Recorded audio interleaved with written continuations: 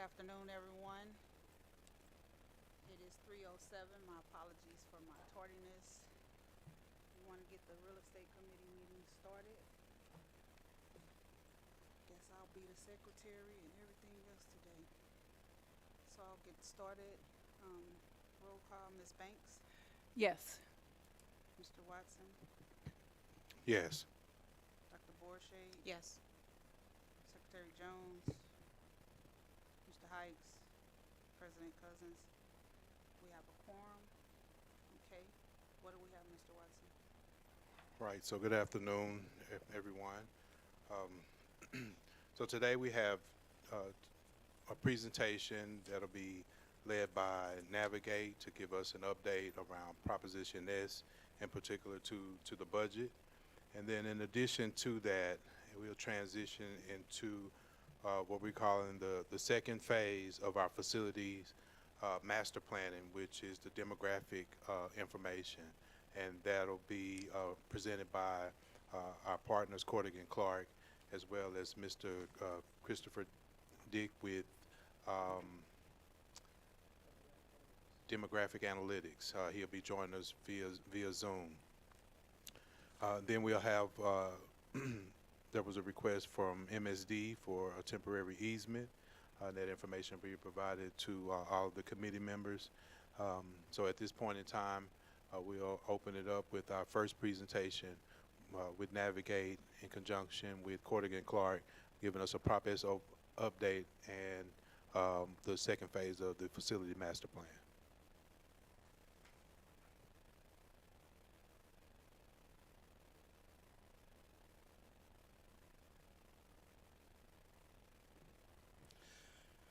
Good afternoon to this real estate committee led by Madam President Cousins and members of the board who are in their absence, Interim Superintendent Dr. Borshade, and district leaders. Chief Watson, thank you for the kind introduction as always. We are happy to be here. We have, again, a contingent of the Navigate team, Ms. Amy Miller, my colleague, and then Mr. Corey Baxter-Mueller, our market leader, and yours truly, Chaz Jaquist, proud alum of St. Louis Public Schools District. We just want to give a very, very brief, quick overview, highlighting the budget, then transition to the Cordigan Clark team to kind of talk more about facility master planning effort to date.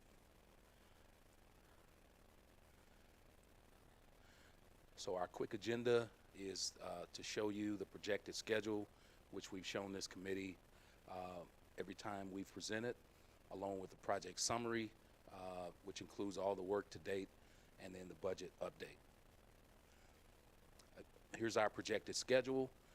We've now moved into the fall RAM, which is the column highlighted, that's highlighted around in red in the center of this slide. From left to right is the timeline with the seasons, summer, winter, spring, fall, and then from the top down on the left-hand side of this slide is the actual Proposition S bond issue work from auditoriums to windows. Again, the gaps in between that you see are intentional. It shows that work is seasonal and will take place accordingly, and the arrows denote the three phases of the life cycle of the project, either design phase, bidding phase, or actually in construction. So this is the work that we have been providing oversight and management to since we've been on board in July of 2023. Here's all the work summarized for the sake of our listening audience and those that are here who have not heard this. Navigate has touched 571 whiteboards district-wide, 16 schools complete stair tread replacements, 30 schools, both interior and exterior, have been painted, 8 schools with lighting upgrades, 6 schools with fire alarm upgrades, 100 exterior door replacements, door openings district-wide, 45 restroom upgrades, 6 new playgrounds, 10 that were resurfaced, And then 84 benches removed and replaced district-wide. 234 district-wide drinking fountains, and might be more than that, given some monies that we had left over to do additional drinking fountains, but contract-wise, 234. 20 open schools and 25 closed schools. Fencing, chain link fencing was replaced. And then lastly, flooring repairs, 18 VCT, 19 carpet replacements, and 12 schools that have been hardwood refinished. And again, there's some monies that were left over, so those numbers are probably even more than what we're showing here. But needless to say, we have been a busy bee. Now to our budget. What you have before you is 11 by 17 pass outs that governs all of the contracts that have been executed to date on this first page. And then on the second page includes some of the work that's in design, currently in design, signage, the first phase of auditoriums, gateway STEM renovations, and then in the last column is a pool of money that we have earmarked for future projects to be identified through the facility condition assessment and the facility master planning effort, which Cordigan Clark, our friends from Cordigan Clark team, will present to this committee here in a second. If I can draw your attention to the bottom of the first page, left-hand side, the bond issue is $160 million. Your interest earnings to date, including arbitrage and bond premium, are to the tune of $24 million, which lends a budget of $184. And when you take into account the contracts executed to date, the work that's in progress, including the design effort, we're showing that there's a savings of $200K left out of the $160 million bond issue. I'll now turn it over to Mr. Bexmueller. He'll give you a little bit more insight on the budget update. Yeah, I want to talk, last time we talked, or we presented at a board meeting, we were showing $20 million under budget. The change between that budget and this budget is that budget was based on work that was under contract into construction. This budget is projecting everything that we're showing currently in design and showing that earmark that Chaz mentioned for future projects. So the district on the Prop S is doing well, still just under budget, 200,000 under budget, but it's not the 20 million because we do have projects in design that eat into that 20 million. And we've also worked with the district and their investment partners to identify where those premiums are, where those interests are, to get the full picture of the budget. So right now we are showing about $200,000 under budget with the projects that are currently selected for design. This concludes our part. Thank you, Mr. Bexmueller. This concludes our part of the presentation. We'll now open the floor for Q&A before we bring our partners from Cordigan Clark Architects.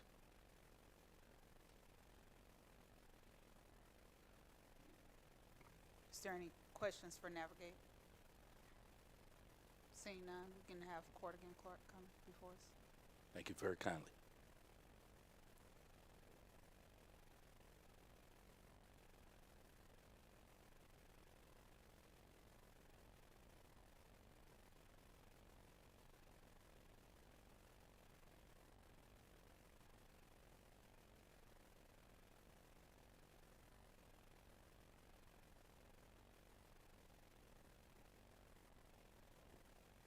Are we good? Good afternoon, everyone. As Chief Watson had mentioned, my name is Steve Raskina. I'm with Cordigan Clark Idner Architects. We're here today to give you an update on the master planning process. With me today, I brought a couple of our partners. I brought Mr. Tony Duncan from our office, as well as Miss Tiffany for us as well. I've also brought Mr. Christopher Dick. He's online with us virtually, and he's with a company called Demographic Analytics, who's been helping us with the demographic portion of our project. So this afternoon, we'll be talking about a couple of quick items. Mainly, we're going to talk about demographics. As you may recall, when I was last in front of the committee, we did a fairly in-depth conversation relative to the overall facility conditions assessment, which was part of the data gathering process. Today, we are going to talk about one of the other items in data gathering, which is demographics. Obviously, there'll be subsequent discussions about space needs analysis, optimizations, recommendations, keeping us on target, keeping us on schedule. So, with that being said, what I'd like to do is to turn the microphone over to Mr. Dick, if you're able to hear us. I absolutely can. Can you hear me? Yes, we can. Beautiful. That's a beautiful thing. It is now showing me instead of the slides, which I don't know if we can pin the slides. There we go. Perfect. So thank you all for having me today.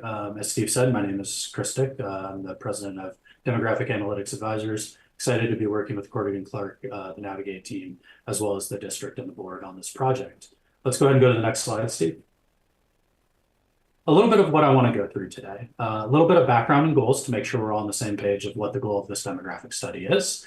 The things that we take into consideration when we're building a demographic study.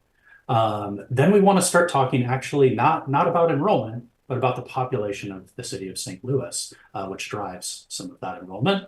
A little bit about our enrollment forecast methodology, the results, and then a little bit about contextual background data as well. So if we go to the next slide, let's start with our background goals. So kind of our process goals for this demographic study.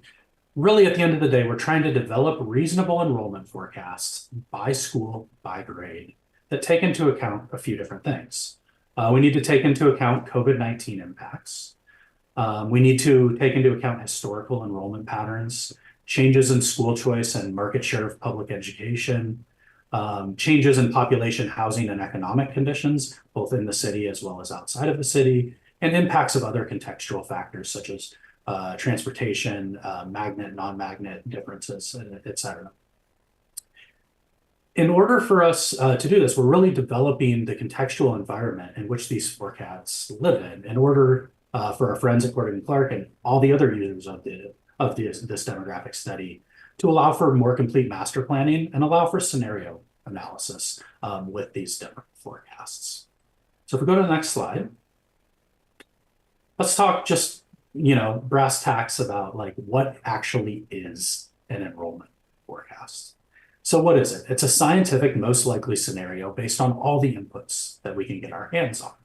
It's an extremely useful planning tool if correctly used and questioned, and if it's a process between us, the district, the board, and the community. What isn't it? It is not a magic solution that's going to tell you this school's going to have this many kindergartners in 2034 to the exact number. If anyone tells you that they can do that, they're lying to you. What it also isn't, though, is it is not a random and wild guess at what enrollment will be in 10 years. It's taking into account all those historical data as well as different scenarios that we're planning. Next slide, please. So what types of things do we consider? When we're building these forecasts, we obviously take into account your historical enrollment patterns for your school by grade. We also look at the capacity of buildings and the attendance zones that you have, especially for your non-magnet schools. We look at demographic processes. We want to look at how births have changed in St. Louis over time, how migration has changed in and out of the city, and also how age, sex, race, and Hispanic origin trends have changed, both at the city level as well as at sub-city levels.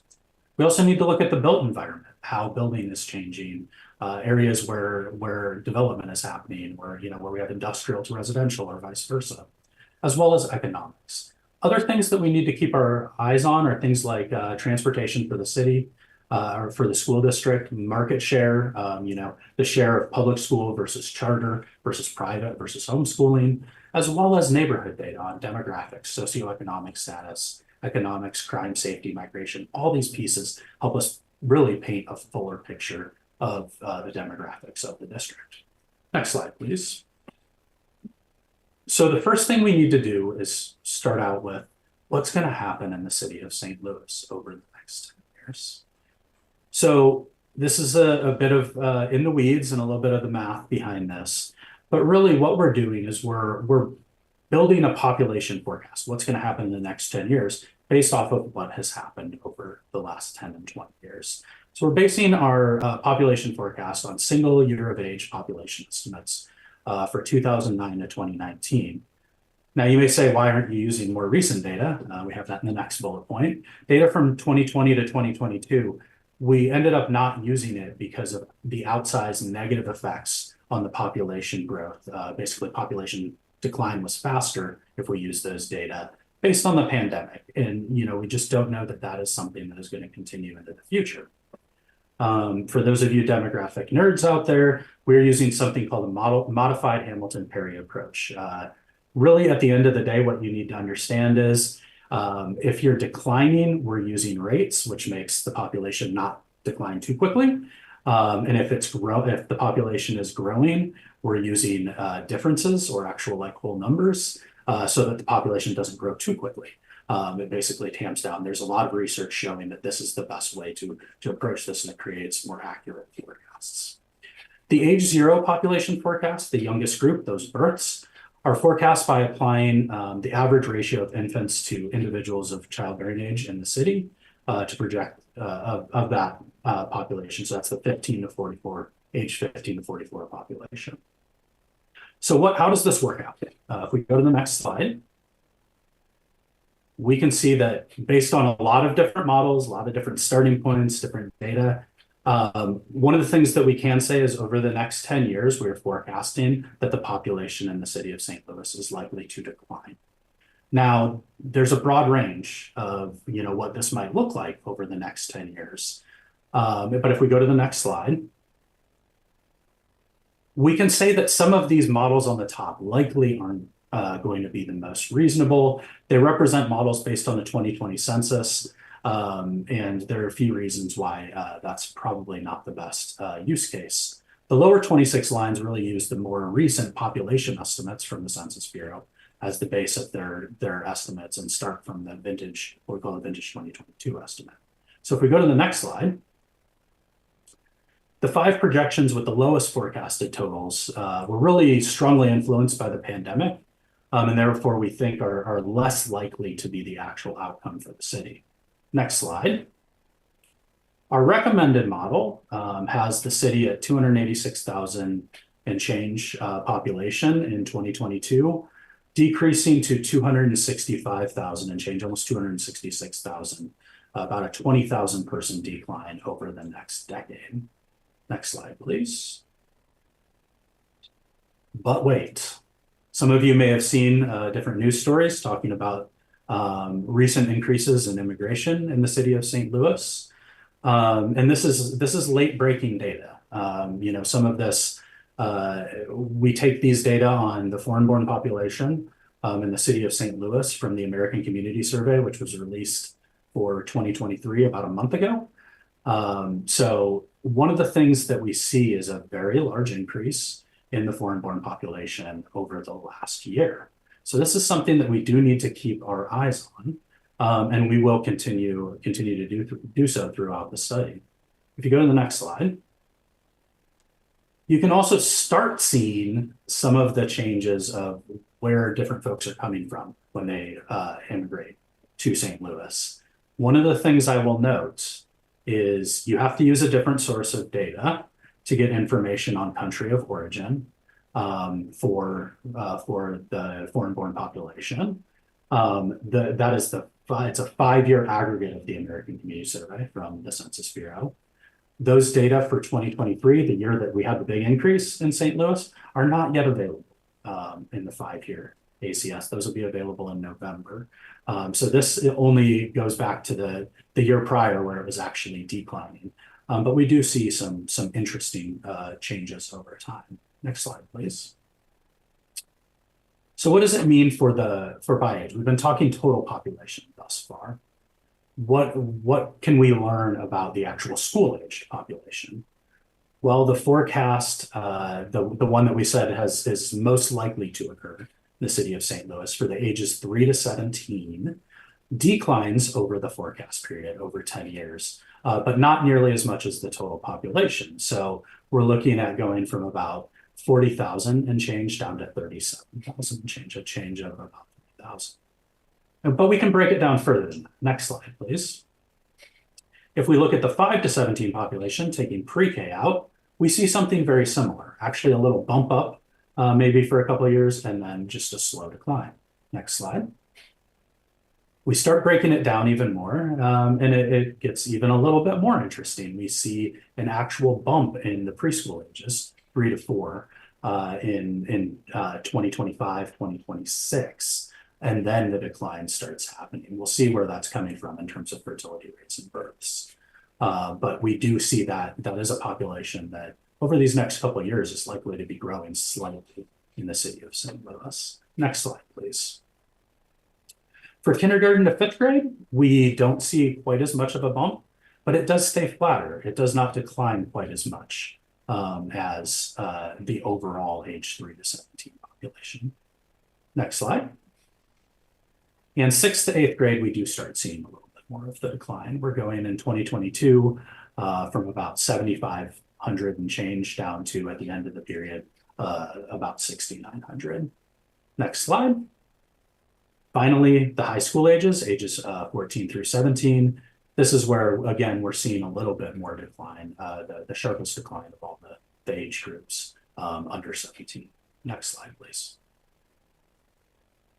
So we have this information, this background information that we've built on the age of, on the population, especially by age in the city of St. Louis. How do we actually get to an enrollment forecast? Well, we have a few different models. I'm not going to go into a ton of detail, but you know, all for it during the Q&A. But basically, we're looking at grade progression methodologies, grade progression ratio methodologies. And at the end of the day, what this is really asking us is, if we had 100 students in kindergarten last year, how many of those students are in 1st grade the year after? If it's exactly 100, that's a grade progression ratio of 1. Anything above 1 tells us students are either moving in or they're changing other market share choices. You know, maybe they're going from a charter school into public school. If the number is below 1, that means people are either moving out of the district or they're making different choices away from public schools. Within each of these approaches, we have to make several different decisions. Do we omit pieces of the data from the COVID era because it sometimes damps down the forecasts in an unreasonable way? And also, what models do we use to forecast these? This is a lot of in the weeds stuff. Won't go into it as much today, but these are all things that we're thinking about and will be detailed in our report. At the end of the day, we choose the best fitting model as the final forecast. But really, at the end of the day, also all the forecasts that we've built thus far do show significant declines. It's just a question of how much. That being said, not every school declines within the district. It is just, you know, we're talking at the top level. Next slide, please. So in order for us to do this, the first thing we have to start thinking about is births. These are the new students who are going to come in 5 years later, right?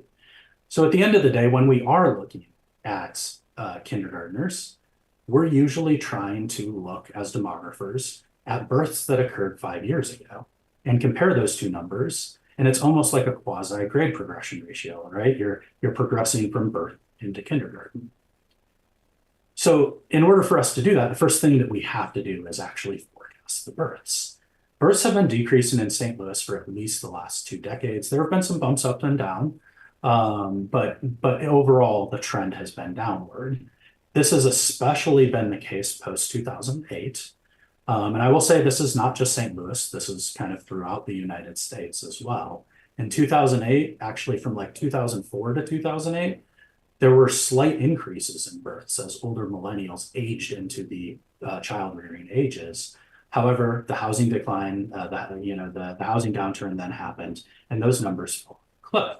In a lot of places, they never really recovered. We forecast these births to really continue decreasing, but at a slowing rate over the next 10 years. Next slide, please. So the important thing for us to look at if we go from births is to understand how many of those students are actually going to end up going to St. Louis public schools. The way we do that is by looking at something we call a birth to kindergarten ratio. Much like a grade progression ratio, what this tells us when we're looking at, first of all, when we're looking at births, we're looking at births not just that occurred in the city of St. Louis. We're looking at births that were births that happened to resident mothers of the city of St. Louis. So they could have happened out in the county or even in another state. But if they were resident at the time of giving birth, that is what is counted as a City of St. Louis birth. So what we want to know is 5 years later, how many of those kids are actually going to St. Louis public schools? Again, a number over 1 would tell us that people are either moving in after giving birth, or it's just that they're moving in after giving birth. A number under 1 is telling us either that people are moving out of the city, which happens in a lot of cities, or people are staying in the city but choosing to go to private, charter, or homeschool their children. SLPS is consistently under 40% for that kindergarten, that birth to kindergarten 5 years later ratio. We forecast this number to stay relatively stable over the period. It's been relatively stable for quite a while at this point. Next slide, please. We then need to look at our grade progression ratios for each of the grades. This is a staple of this type of enrollment forecasting. And really, at the end of the day, a lot of times what you see is that number for kindergarten to births either being way above 1 or way below 1. And then the grades after that are much closer to 1 in general. Generally, people make their decisions and, they don't perfectly stick with them, but they tend to stick with them more than they do before kindergarten. And we see that throughout each of these numbers. I know it's a little hard to see each of these because we have 8 of them on one slide. But as you can see, they are a lot closer to 1. You do see some dips that happen during COVID. That's totally expected. That's many school districts. And then a bump back up after COVID, which also happened in a lot of places. Next slide, please. We can also look at 9th through 12th grade. You can see a little more variability for 9th grade. And this, could have a lot to do with folks making different decisions before high school and then coming into public schools after that, and that trend changing over time. But again, we also see the COVID impact here. And again, still relatively close to a GPR of 1. Next slide, please. So how does it all turn out? I'm showing one of the methods here today as an update. Overall, we are forecasting a decline in enrollments for SLPS over the next 10 years. And this is using the enrollment data that we're talking about here is the 2-month census date enrollment. We do not yet have those data for the 24-25 school year. We will be updating these forecasts with those as soon as that date just passed. So as soon as we're able to get those data. But using last year's census data as well as historical census data, we're forecasting a decline from right around that 16,000 number at month 2 census down to right around an 11,000 number at the end of the decade if these historic trends continue. Next slide, please. We can start breaking this down though by magnet versus not magnet, by school. As you can see, in our forecast, just given historic trends, magnet schools tend to decrease a bit slower than the non-magnet schools. Next slide, please. And we can also look by school. This is just going to be a couple of the schools. You all have a lot of schools. I wouldn't want to make you go through all of those. They will all be in the report as we go through them. But I wanted to give you kind of a couple ideas of these schools. So the first here is Columbia Elementary. You see relatively stable, a little bit declining throughout COVID. And then we have it starting to decline slowly over the forecast period. Next slide, please. Another elementary school, Hamilton Elementary, has been decreasing more steadily throughout the last 10 years. And we see this decline starting to slow over time as it hits that lower number. Next slide, please. Another elementary school, picked mostly elementary schools just to make this, to have this discussion. We see Patrick Henry Elementary, which was actually increasing until about 2017 and then began kind of a monotonic decline at that point. We're forecasting a little bit of a jump up and then decline throughout the period. Next slide, please. I think we have one more here. Carver Elementary, again, this was much higher at the start of the period, kind of declined throughout, and the decline started to slow, and we're forecasting that decline to kind of continue to be very, very slow throughout the period. Next slide, please. I believe this is our last one, and this is Betty Wheeler, the magnet school, which again, we've seen some declines here and continuing on. Next slide, please.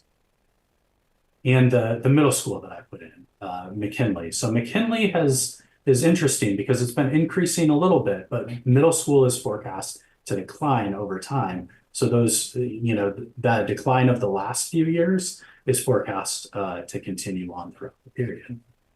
Next slide, please. So one thing I want to say, if we go back before we jump into this, one school that I did not include in here is Roosevelt High School. And that is actually, one school that we've been seeing increases over the last few years and continues to increase into this year. But these forecasts aren't the only thing that we're kind of bringing to the Corrigan Clark team in their facility planning and master planning process.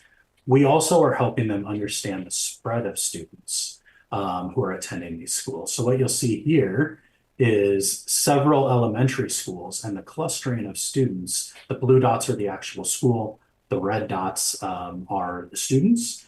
And what we see is the general spread of these students from their schools. This also can be computed back in as commute time, right? How long does it take for them to get to school if their parents happen to be driving them?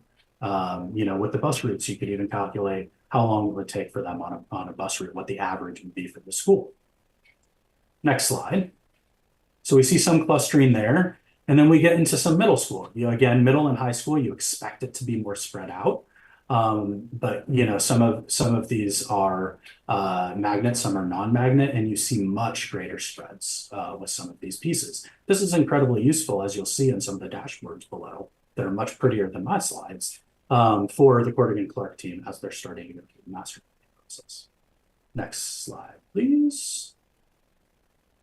All right, something I added in here was a little bit more information on enrollments.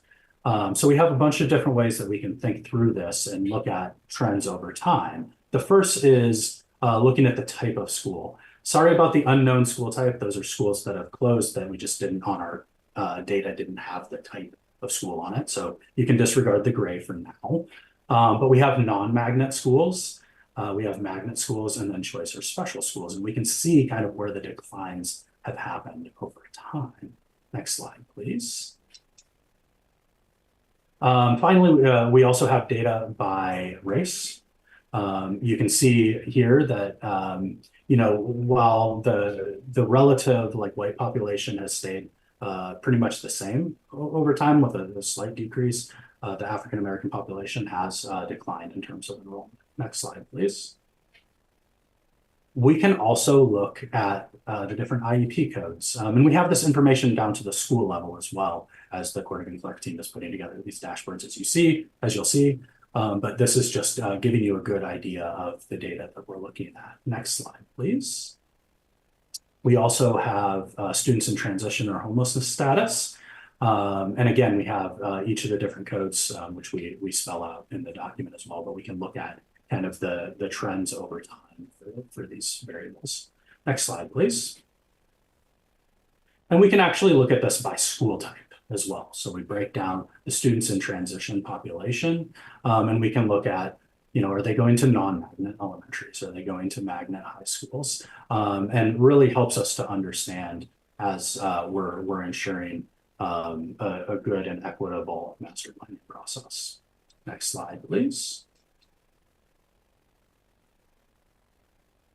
Oh, there we go. We also have the LEP or English language learner data. And again, we can see here the NA would be students who are not ELL.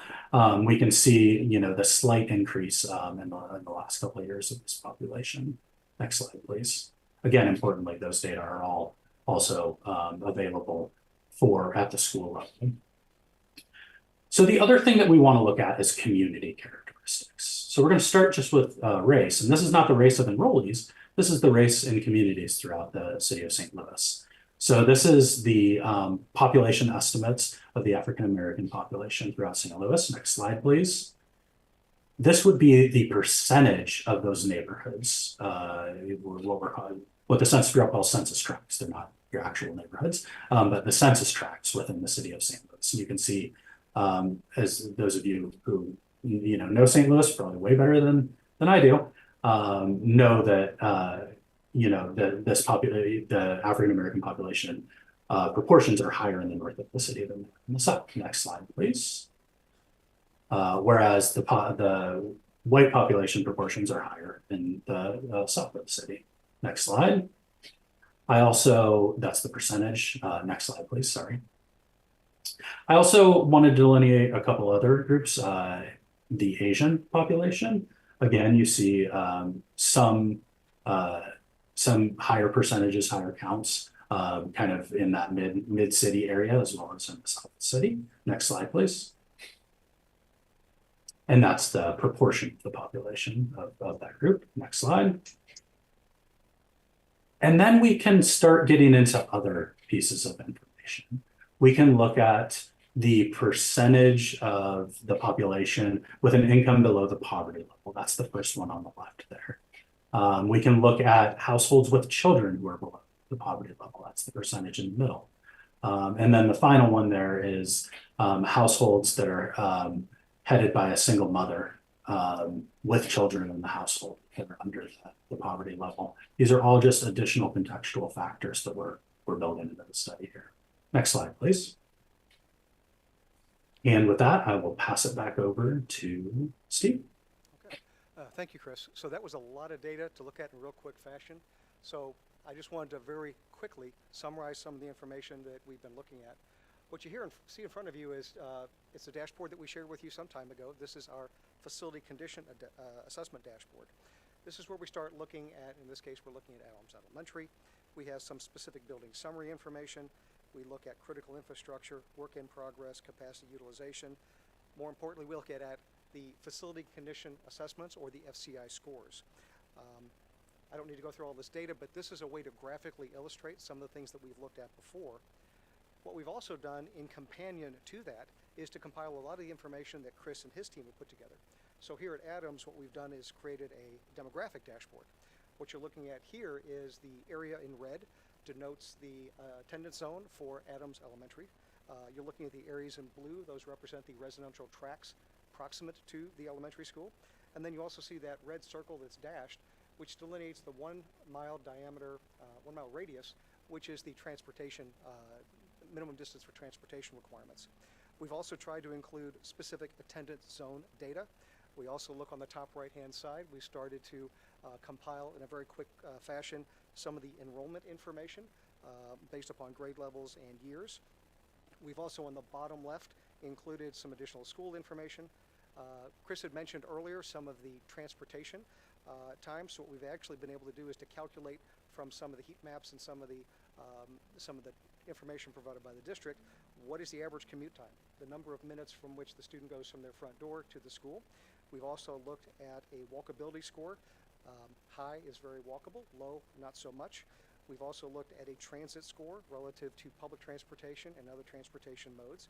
We're starting to identify special programs, student-to-teacher ratios. We're also identifying feeder patterns, and on the right-hand side, we're starting to look at some of the academic performance. So again, these are just drafts. We're starting to share these with a couple of different. Here's Frable. Again, you saw this as part of the facility condition assessment. We've done similar information now for Frable Elementary, identifying some of the demographic information. And again, we've only put together a handful of these for your initial review and comment, mainly to see if you might have any questions at this time. So in the interest of time, I can go through as many of these as you'd like. Roosevelt might actually be one, because I think that was a conversation that was brought up a little bit earlier with Chris, specifically to the student enrollment. Again, as a quick primer, the building capacity on that one is, we've got a large building, grades 9 through 12, general school type, with an occupancy of more than almost 500 students. Now they brought the students from Stevens back to that building, that enrollment will be going up. We look at some of the critical infrastructure, some of the work in progress, which really is kind of a recitation of many of the information that was provided by Navigate. We look at capacity utilization. We look at the facility condition index scores. And then as we start looking at some of the demographic data, we start to also look at feeder patterns. We look at geography. We look at enrollments, as well as some of the relevant school information. So we bring this for your initial consideration. These are all in draft form, and these will all be provided in greater detail as we start to finalize our reporting. The last couple of images here are just some of the, it's very similar to what Chris had put together early on. We looked at Adams, Frable, and Carr Lane. These are just some of the elementary schools. We're looking at, again, the blue dot denotes the location of the school. The red circle is the 1 mile radius. And then we start with a heat map identifying the location of individual anonymized student data. And you can start looking at Adams and Frable as general. We look at Carr Lane as more of a magnet. And you can see the dispersal of students throughout the community. And then we did the same for Gateway STEM, Central VPA, as well as Frable. I'm sorry, Roosevelt on the last one. Yes. A lot of information, but I would open up any questions that you might have. It's a whole lot of information. I think this goes back to Mr. Dick. I'm looking and absorbing a lot of the data information that you presented, and I have some wonders on the population that you were showing. I'm hearing and I'm trying to see how current your data is, because from some data reports that I've been getting in the past 3 years, the city has lost about 30,000 in population. That's like 10,000 people in population a year. And from my understanding and the research that I've been doing, is showing that most of those, like a large percentage of those, is African American families. Does that reflect in what's being shown in the data in regards? 100%. Absolutely 100%. Okay, because I was kind of missing it, and I noticed that, Mr. Dick, you showed a lot on our foreign exchange students and or our international students. I don't want to call them foreign, our international students. As they come, do you see a level of increase initially, and then do you see in the data that they're leaving? So that is a huge unanswered question right now, right? That's that is where we are going to have to see more data to understand, because this is really the first year that we're seeing a large increase. There are a lot of cities that have created kind of migration flows that continue on, but also there are a lot of cities that have had migrants come in at the start and then end up moving out to the suburbs or to another city. It truly depends on how deep the ties go into the city, and then how much, if any, kind of what demographers call chain migration happens, where it's like people come there, they talk about it's a great place, more people come from back home into the city. And I'm glad you said that. I think because the other part of my question, and I'm looking at the demographics, I'm looking at all the great information that you've been able to provide. And I guess I'm trying to get a clear understanding. Are we, when we're pulling this data and we're looking at the information that's being presented, are we also taking into consideration where the decline, in the population start to occur? Is it because of that community? Is it because of the lack of housing? What are we looking at as factors? Because I think on one of the slides you were showing how at one point one school, the population was very strong, and then the population or the enrollment started declining. Is that due in part to the housing challenges, or is that due in part to the schools and the conditions? Like, how are we taking measurements to understand that? Chris, if you could maybe answer the first part and I'll take the second. Yeah, and so from a data standpoint, the way that we're trying to look at this is by coalescing a lot of information on things like how much has like renter versus owner changed over time, how much of like average prices changed over time, looking at a lot of different data points. That being said, for some of these areas, the decline has been slowly happening for decades at this point, at least a couple decades. So, for some of these areas, it's not like it's a new happened just a couple years ago type thing. It's a question of continued patterns over time. For other areas, it may be different, but it's a question of using the contextual data, which, I was maybe going a little too fast at the end, but using the contextual data to help tell that story, of, it's not just enrollment decreases, but it's also potentially population decreases in some of these areas. And Yeah. that's where we're disentangling the enrollment. Some people stay in those areas, but end up going to charter schools, private schools, or homeschool versus truly moving out of the city.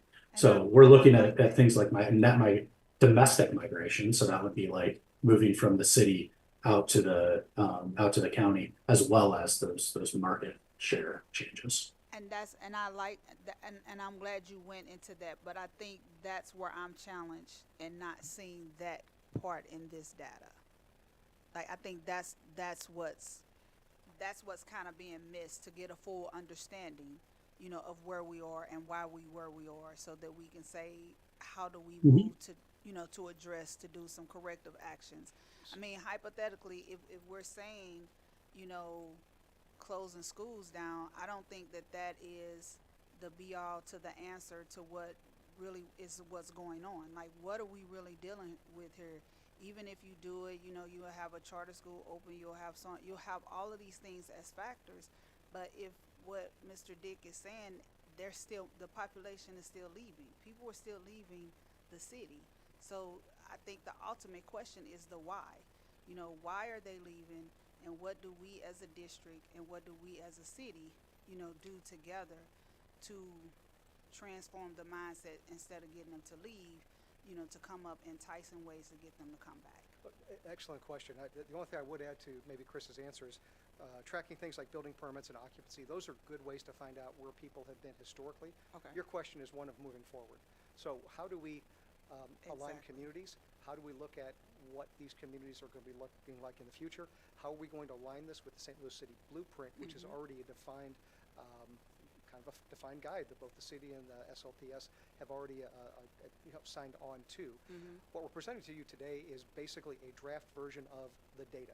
And the data in this fashion is actually looking backwards. Okay. Now what we are is we're moving in that process of moving forward to answer many of those questions. And as we come back and meet in front of you in these committees, we'll be happy to provide additional data that hopefully gives you more answers, more clarity about what the futures of some of these communities and what they might look like moving forward. And thanks for that, Steve. So you're saying the second part of this is, the hope is, and I'm glad you said building, inspectors, because that helps. That helps with the building permits. It helps with going back to what Mr. Dick is saying. It helps to identify who's renting, who's actually homeowners.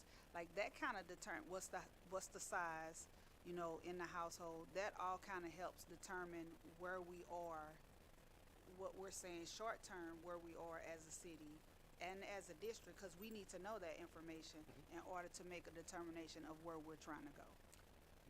Okay. Sorry for taking that up. Chief Banks. Yeah, I just wanted to say thank you for this information. I'm like totally nerding out on this. I love this kind of data. I love the charts. Certainly some of those projections are concerning. Are we surprised? No. And to your point, President Cousins, we know that we have a lot of work to do, not just singularly, but collectively as a community, as a city. Just a couple questions, particularly some of those last charts that were provided that just had lots of data on there. And, I saw the enrollment. I guess I'm wondering why the capacity and utilization would not be on those charts as well, so that it's all in one space and I don't have to go hunt for different stuff. So that's just one question. And I know that you mentioned at the outset that, this is kind of another phase of data that you're bringing before the board to really kind of help keep you online, on schedule or whatever. And I guess I'm just wondering, what is that schedule? What is that timeline? Certainly. So to answer your first question, we provided a facility conditions assessment dashboard. If you see the first one, there's a lot of data on there. We provided a second one for the demographics. And your point's well taken. There are a lot of data points. let's see if we can figure out a way to take some of the most salient ones and put them onto a singular dashboard. As we're looking at this information in our office, we've got reams and reams of data. The hard part is always how do you present it in a way that's easily digestible by everyone, and that's a homework assignment for us, so thank you very much. So I guess my other one is we go back to that overall master planning process. It really, if I go back to the original points, we're looking at data gathering, which includes both the facility condition assessment, the demographics. We've also talked about facility capacity and utilizations, which we've done, educational adequacies, which we're in the process of. We also include things like accessibility, inclusivity, safety and security, which we talk about every time both ourselves and our partners with Navigate meet with you. Energy efficiencies, equity between respective facilities. We also look at space needs analyses, space optimization of scenarios, and then, and only then, can we really get into that next phase, which is the recommendations. And our target has always been toward that first quarter of 2025, which is why we're here before you today, giving you some of this interim information. I don't know if do you take into consideration, for example, development? Like sometime development take our kids away. For an example, Jefferson School, right across the street, was apartments where they tore all them down. So all the kids that were there went all over the place. And if they're away, can we track if they're coming back? You know, I hope I explained that well. That is, Preservation Square had basically renovated everything in Preservation Square, right by Jefferson Elementary School. When they did the renovations, all the families had moved out to the county or to other parts. They relocated the families. I think it was like, what was it, Chief Watson, about 200 families? And what we found in talking with the principal is that really hurt Jefferson School because they lost a huge population. They lost, I want to say about 30 or 40% of the students that they initially had. When they renovated the properties, what we found is that a large percentage of those families did not come back, and those that did come back did not have children or school-age children, and they did not attend Jefferson. So it really did hurt the population or the enrollment for Jefferson School. And then Peabody, I think, was the next that it went to be a challenge for. Peabody and Jefferson was two of our schools that we know became a challenge. those are excellent questions. I think I'll probably have to do a little bit more digging into the data to figure out how we can find what happens with the migration of those students when I talked earlier about building permits and occupancies. Well, that would include things like demolition permits. So we would be able to take that information. I think the challenge is how can we encapsulate that data with students leaving, and how do we figure out, it's easy to say if a student goes from one school and they move across the street and go to another, that's okay. When they go to the county or outside the city and then they come back, that might be more challenging. I think that's something that let's task the teams with, and let's see if we can get some feedback for you. I would point out that the data we use is completely anonymized. We don't know student individual records. We don't track, Susie when she goes from one location to another. We are taking anonymized data, which is the way it should be. So let me see what data is available that we can do. One more question. When you were doing your survey, did you go into I guess you did really have to go into the communities. Did you see a lot of vacant homes and stuff like that, you know what I mean, in that particular school area? Are you talking about a specific location, or? Just in general, maybe, so to speak? I would answer that question most definitely. In some areas, we do see, I think your schools are a testament to it. When your school is designed for 2,000 students and you've got 800 in there, it's pretty clear that you don't have that kind of density today that you had previously.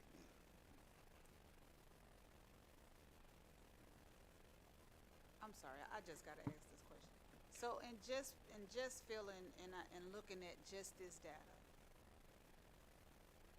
does it make sense at this point in time, looking at the data that's been presented, and maybe this is for Mr.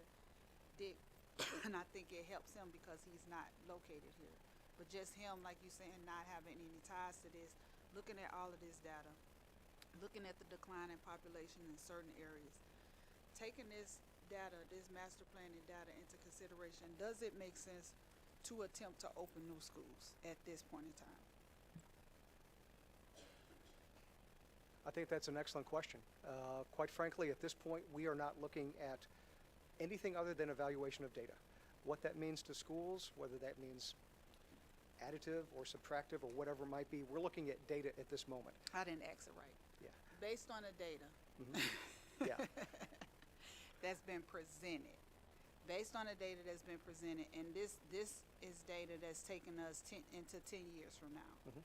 Does it make sense, based on the data, to try to open up new schools of any sort? I'm saying anybody, St. Louis Public Schools, charter schools, private schools, any of its kind, only based on this data that has been presented to us at this point? Because I would have to say it makes absolutely no sense, because what's being presented to us is we're losing population every year, and looking at what's been presented, especially to say our pre-K in population is declining. Then you go from your pre-K, which pre-K determines if you're, within 10 years, that's your high school. But you've clearly showed in this data that even our high school, our population is declining. When you go into the 11th or 12th grade, we're losing that as well. So I'm just saying, and I'm not saying I'm just saying the city as a whole is losing that age group in population. So I guess I'd answer that a couple of different ways. Okay. Right now, we're looking at data relative to school-age children, and clearly the trend is irrefutable. When it comes to educational facilities, I think we have to factor in other things besides just student demographics. I think we have to look at educational equivalencies, educational opportunities, educational programming.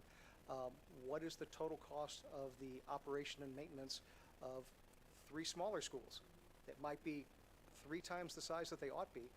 Is there an argument to be saying, let's take 3 schools and turn them into 1 brand new? So I think that it's a more broad conversation. I think the idea of just adding a school for the sake of adding one is probably a challenge. However, when we start factoring in all of the other items, utilization, equivalencies, how are we educating our students? What happens when you're in a school that's 100 years old? They don't have the size rooms, they don't have the technology, they don't have a lot of the things that students need today, especially if you put those in specific locations that would help draw students back to the district. There could be an argument in a case like that maybe a new school might be an option. Which takes you back to the blueprint. Exactly. Which takes us back to the citywide plan, the blueprint, because that is basically reimagining, or basically coming into the time that we're in now of education and all the other factors that come with it, because it's no longer just looking at the academia side of it, it's the holistic approach. It's other things that may be needed for that child to be successful academically, and looking at how do you reimagine this particular facility to meet those needs. Absolutely. Okay. Yeah, that's a fantastic question, and thank you for that response. And I think it was Board Member Bowell at a recent board member meeting that asked a very similar question, where we were talking about facilities and having a regular cadence of, bonds in order to either put them into these old buildings that we have that we know are extremely expensive, or would it make sense at some point to really look at building a new school that might replace some of the older buildings? So, thank you.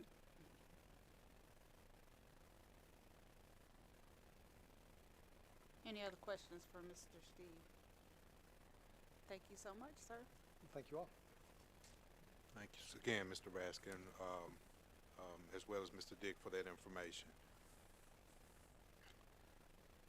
The next item that we have is regarding MSD temporary easement.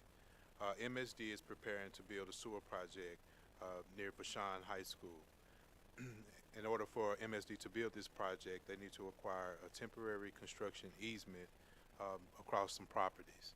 So I would like to introduce Mr. Gregory McAvoy to kind of give us more information, then I'll provide you all with some more maps.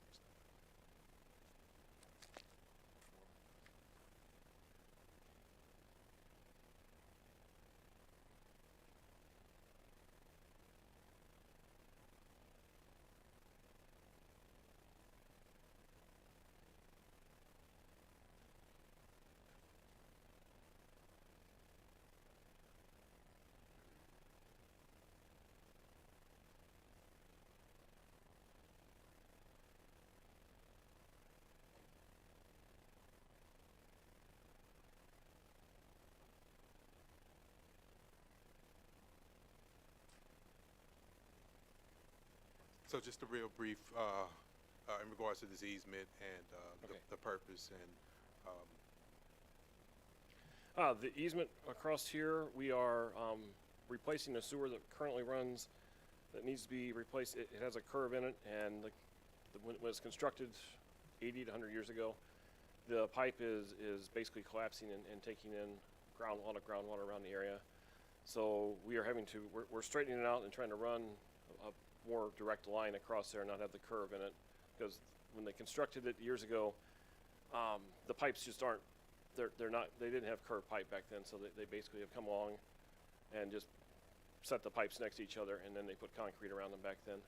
But now we're trying to put a straight section of pipe across there and basically seal up the sewer and have a better running sewer through that area. are any questions from the committee? The building that you guys are crossing is the Board of Education, is this building? I'm trying to understand which building are you guys, We actually, the JB Jetbanks Park right there, uh-huh, it basically slices the property of the Dunbar Elementary School. Okay. It's adjacent to that. yes, okay. So yeah, it's kind of a weird, I thought it was kind of a strange thing that the park splits your property in half right there. Okay, so in doing this, I guess I'm curious, how will this affect, the sewer lines for the park as well as cause this is kinda close to Vashon, correctly? Correct? Yes, it's right, just across Cass is Vashon High School right there. It won't affect the sewers, it'll improve the flow of the sewers through there for any stormwater. It's a combination sewer through there. So it'll improve the flow, any extra flow that comes into there. But this is mainly, we have an area here, this is underneath the baseball field that is being improved upon. So, President Cousins, there's a diagram, I see. a Google map of that area that sits right across from Vashon, right adjacent to the Ozzie Smith field. So on that corner of, was that Garrison and Cass, it'll be going from that corner close to the baseball field going west. So you're just asking to set up temporary construction within the area? Okay, and I guess my question is, Chief Watson, did the football field have water issues in the past? MSD, do you know if they've had? The field itself has not had any issues. These are inlets on the streets, the side Okay. streets that are actually taking in the water here. So the field itself, we're just worried of the actual collapsing of the sewer in that area starting to affect the baseball field. So we're trying to eliminate You're that. trying to prevent it. Yeah, we're going to fill that old sewer up, and basically when we put the new sewer in, that old sewer will be filled in with concrete, Okay, so it doesn't take any more. okay. Okay. Any other questions? Thank you. No problem. Thank you. So this actually concludes this portion of our open session for real estate. We'll make a motion to move into, to adjourn open session and to move into closed session. Is there a motion? Make a motion to close open session, to close open session, move into closed session. I think I said it right. Second. Ms. Banks, Yes. Mr. Watson, Yes.